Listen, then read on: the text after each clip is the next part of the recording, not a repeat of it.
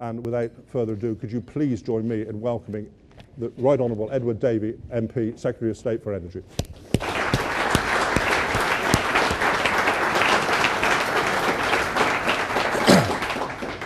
Well, Malcolm, thank you very much for that generous introduction.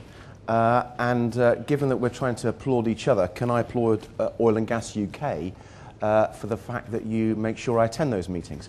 And I actually really enjoy them.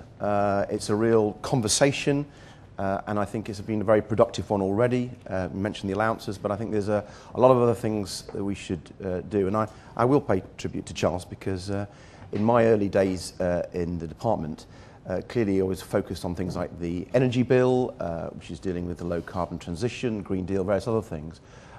Charles was very much leading on oil and gas, and he brought to my attention the huge significance of your industry.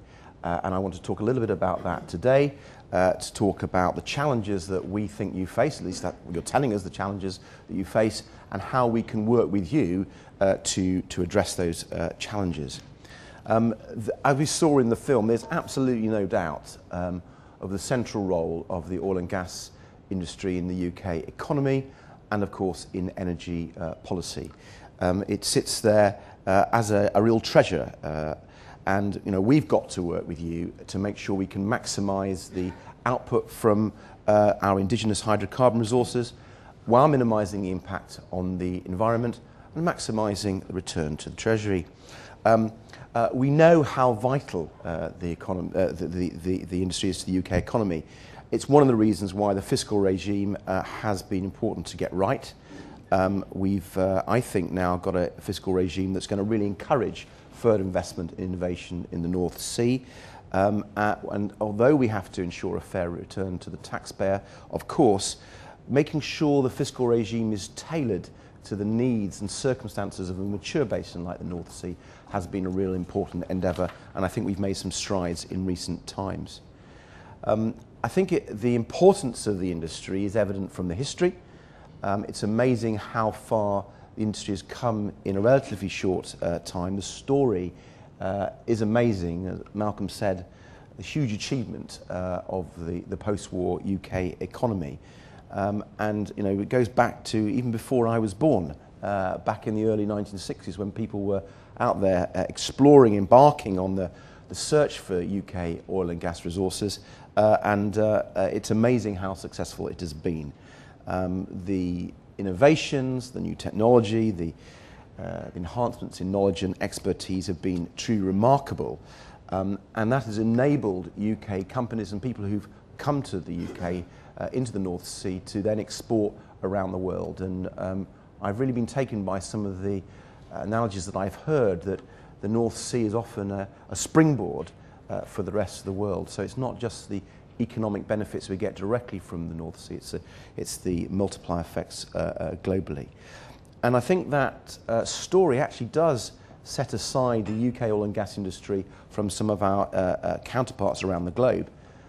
If you look at the operations west of Shetland, or indeed in many parts of the North Sea, we've had to deal with and grapple with some of the most difficult operating environments anywhere in the world, and that has led to, I think, some revolutionary technological developments in both offshore exploration and production.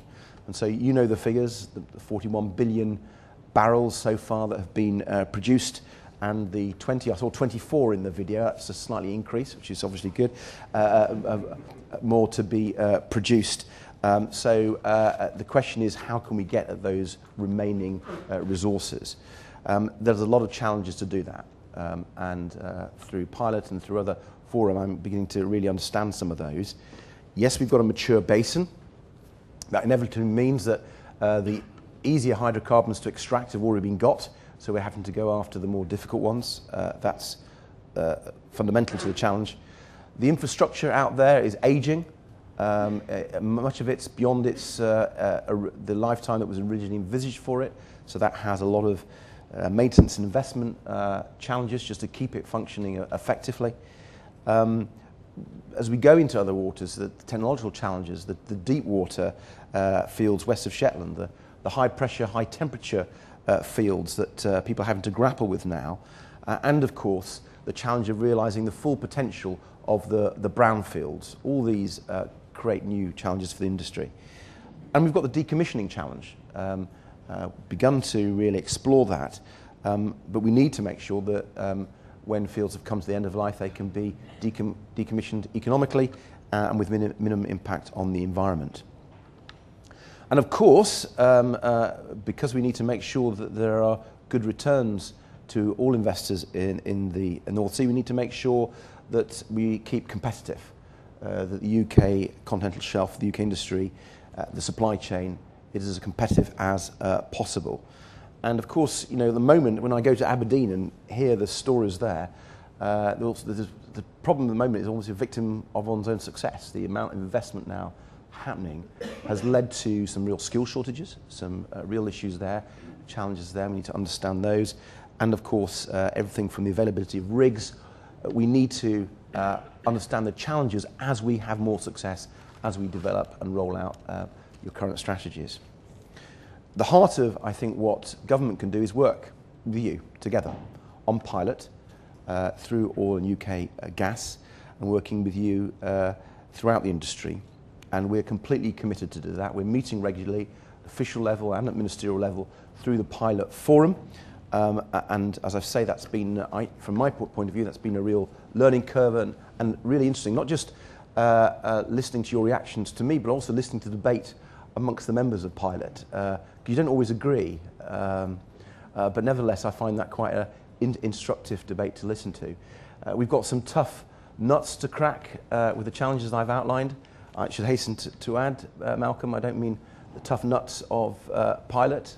You're tough, but you're quite sane. And you know, I do enjoy the prospect, I know my officials do, of working with you to try and meet those challenges. And I think if we can keep up that level of engagement, I think we can deal with the challenges.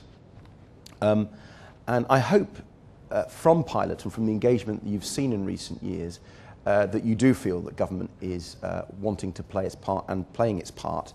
Clearly, from my department, licensing is critical, a critical part of the process. I think it's been a success story in the UK for many years now. We have, I think, exploited the UK continental shelf in a very robust way. And the challenge going forward is making sure we continue to get that global investment through the licensing regime. Our last onshore licensing round, our 27th, was our most successful yet. We received the highest number of applications, 244 applications. That was the highest since licensing began in 1964. And in the autumn, we were able to offer a first tranche of 167 licenses. So I hope that engagement between industry and government is clearly a successful one. And I'm pleased to say that we're aiming to be in a position to launch a new offshore round, our 28th, early next year. I was struck, even before I joined the department, about the significance of the fiscal regime, not least because in my party we have quite a lot of people representing oil constituencies, oil-based constituencies, Malcolm Bruce, Robert Smith and so on. And when anything happens on oil taxation, they're up there engaging the debate in Parliament. And I think the coalition has learnt about the importance of stable fiscal regime, and I think the Treasury now is in much closer dialogue with the industry than probably ever before through the recently created Fiscal Forum. And I think that itself should give people reassurance that we are engaged, and we are going to make sure that we have truly learnt the lessons of the past. And so already I think the fruits of that fiscal engagement are there to see. In the last 2 years, we've seen several tax allowances introduced or extended to help bring on marginally commercial fields and projects. I think the approach from the Treasury, this contractual approach to give long-term certainty on decommissioning relief that's being introduced, I think that's been widely welcomed. Interested in your thoughts on that. And of course the brownfield allowance, which was announced only last September, has already resulted in 14 qualifying projects with a lot more in the pipeline. And again, we had an interesting discussion on how that is developing as a sort of new tax initiative from the Treasury at our last pilot dinner. But I was also keen with colleagues across government to make sure that we were looking at every aspect of government to make sure we were working with you and maximising the potential. And that's the sort of background to the idea of an oil and gas industrial strategy. Now, obviously, some industries always run a mile when a government minister talks about industrial strategy. They think it's dangerous intervention and we've got some secret agenda. I hope the process of creating that strategy surely disabused any notion of that. And when we launched it in Aberdeen just over a month ago with my cabinet colleagues, Vince Cable and Michael Moore, I got a feeling that the reception was extremely positive. We have three aims to the strategy: to maximise the economic production of the UK's offshore oil and gas resources. We want to sustain and promote the growth of the UK industry's supply chain in both domestic and international markets. And thirdly, we want to promote collaboration that I've been talking about this morning across industry and between industry and government. And so I hope the strategy document is being read, you feel goes in the right direction. I see it as a living document. I don't see it as the last word. So your engagement with it, your reaction to it is something we want to hear because clearly as new challenges arise, we need to work through that. But it gives us a framework, it gives us an approach to get on with. And it covers a whole range of things: access to finance, technology, safety, links with other industries, the UK supply chain, skills, the image of the industry that Malcolm was talking about, decommissioning and so on. There's a whole range of things in the strategy which I would bring your attention to.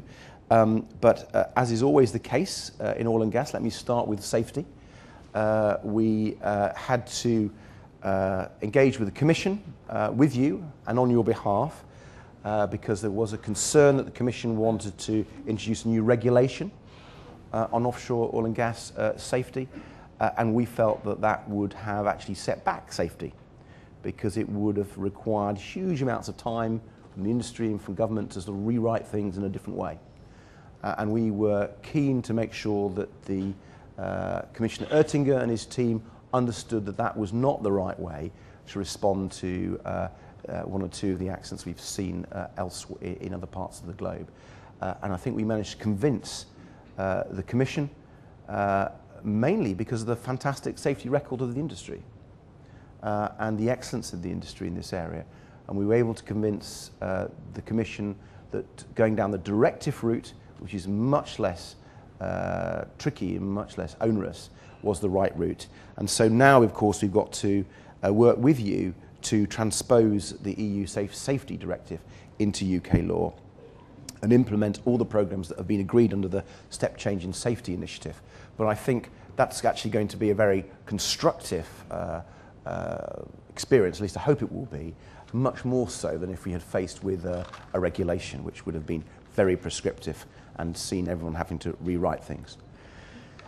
I mentioned the UK supply chain. This is one of the things that Charles really brought to my attention, the need to make sure that we are maximising the benefit to the UK economy as we exploit the resources in the North Sea. This is not something that is about protectionism or creating false barriers. We want any company, any firm that wins contracts for the North Sea as part of the supply chain to be competitive. We're not suggesting otherwise. But of course, with global investors coming to the North Sea, with global oil and gas companies coming to the North Sea, they may not realise the fantastic supply chain that we have in the UK already, whether it's on subsea, for example, or other aspects of our engineering supply chain. And we need to make sure that that has greater prominence so that supply chain is well known and has the opportunity and is taken seriously by all investors in the UK continental shelf. We are seeing, it's great news, the real big increase in investment in the North Sea. And you may have noticed, but most economies are facing challenges at the moment. It's great that the oil and gas sector is really getting going, but we want to make sure that the supply chain that supports that in the UK really benefits too. The first steps in that process is a comprehensive mapping of the whole UK supply chain to really make sure that we have an agreed version of where there are areas of constraint, where there are potential opportunities for the UK supply chain. I mentioned access to finance. BIS have obviously done a huge amount of work on access to finance across the economy. They've been working with other sectors, and they've found that government can actually, you might think this is a bit bizarre, but government actually can bring finance and industry together successfully, has a role to play, and the experience in the automotive sector has shown that in spades. And we have a world-class financial industry in the UK, we have a world-class oil and gas industry in the UK. Clearly you work together well, but is there more that we can do so that particularly as some of our traditional financial institutions are more balance sheet challenged than they have in the past, what else can we do to bring that on? And so whether it's the innovation of the business bank, which is particularly been set up to help medium and small business, or there are other things that we can do, access to finance is a key part of the strategy. I mentioned technology before. It remains as always going to be a critical issue. If you look at two of the largest investments that have been announced recently, BP's Clare Ridge, Statoil's Mariner fields, those investments required new technology to make them happen. They could not have gone ahead without new and better applied technology. So I think that is going to be typical when you look at the other fields that are going to need to be produced. There will be new challenges, and that will require innovation. And although we have a good track record in the UK, our spend on R&D actually is low comparatively, and there are some perceptions around, and whether it's true or not you may wish to tell me about, but there are some perceptions that the sector has become a little bit more risk averse when it comes to using new technology. So we want to see whether we can help, and the strategy talks about a much closer engagement between the research councils, government funded, to help develop first stage research. And I think part of the work we'll do in pilot will be to encourage more effective links between industry demand for new technology and innovation and what groups like the research councils are actually doing. Skills, I mentioned it already, but you as individual companies, but the industry as a whole, will have a view about the skills that you need. Certainly engaging in pilot, it's clear to me that these aren't necessarily entry skills, though you need, of course, new apprenticeships and new graduates. Some of them are skills of people who are actually already qualified in other aspects of engineering and other industries, and the challenge is to attract them to oil and gas and bring them across. And some work that's been done with people leaving the armed services, I think, has been successful, but there may be other things we need to do to ensure that engineering careers remain an attractive proposition. From the video and from what Malcolm talked about with the Energising the Nation's Future campaign, obviously we have a role to play. That industry will lead it, but changing people's perceptions of the industry is critical on so many levels. This idea that it's a sunset industry that some people have clearly is a nonsense, and we need to make sure we challenge those sort of misperceptions. So clearly we have a role to play in making sure there's a clearer presentation of the facts about hydrocarbons in the UK and the role they play. Yes, we are transitioning to a low carbon economy, but that takes decades. And the role for oil and gas for many years to come is going to be central. A theme that we've discussed at some of the more informal dinners that Malcolm was referring to is the links between the oil and gas industry and other industries. Some are very strong and are sort of natural, like petrochemicals, but there are some new industries emerging that are operating in your space in the North Sea that we need to think about how we can work closer together. There's, of course, the offshore wind industry, the offshore renewable industry, that links, I think, could be really strengthened in terms of the skill sets, the engineering challenges, like subsea, for example, where I think there's a lot of complementary benefits through closer working, but also in shale gas development, also in carbon capture and storage. These are things that are going to be very important for the UK economy going forward, and I think they can learn a lot of lessons from you, and I think your staff, your companies could engage with these other industries to mutual benefit. And the last thing I'll mention from the strategy, I probably haven't covered everything in it, is decommissioning. I hope we've now got the fiscal framework right, but inevitably there's going to be more aspects of that to work on over the next few years. Clearly, it's in people's interest if they can expand the lifetime of some of their assets. Again, another issue that we're talking at Pilot about, but making sure we can meet the decommissioning challenge safely and cost effectively with proper regard to the environment is something we want to engage with you about. I think I did in my final remarks, I just wanted to touch on shale gas because it's quite a topical issue, and I think I just want to mention where we're at with shale gas. You know, my view is that if we can extract shale gas for the UK safely in a way that we can show is economically and environmentally sound, then it's a huge opportunity for the UK. While we have huge amounts of resources still in the North Sea, nevertheless we are seeing and have seen in recent years an increase in our imports of oil and gas from around the world.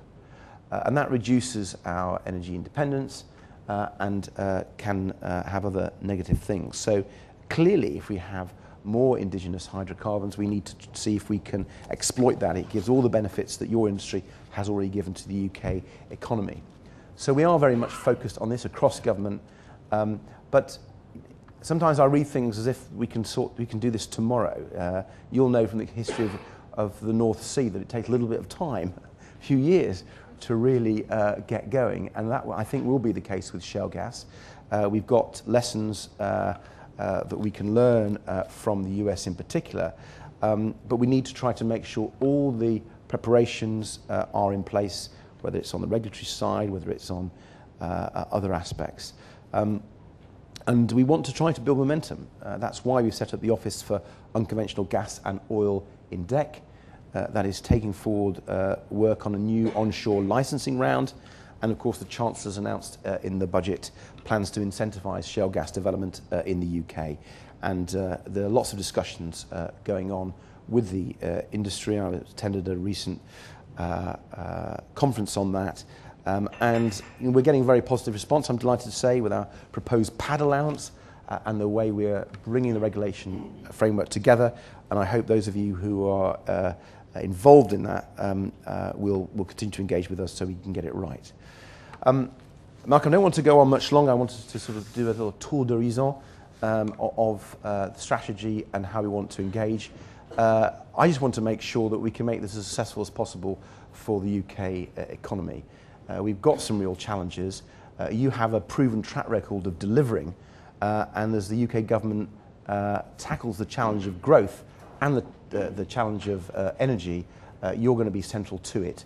So we will want to work with you over the next years and decades to come. Thank you very much.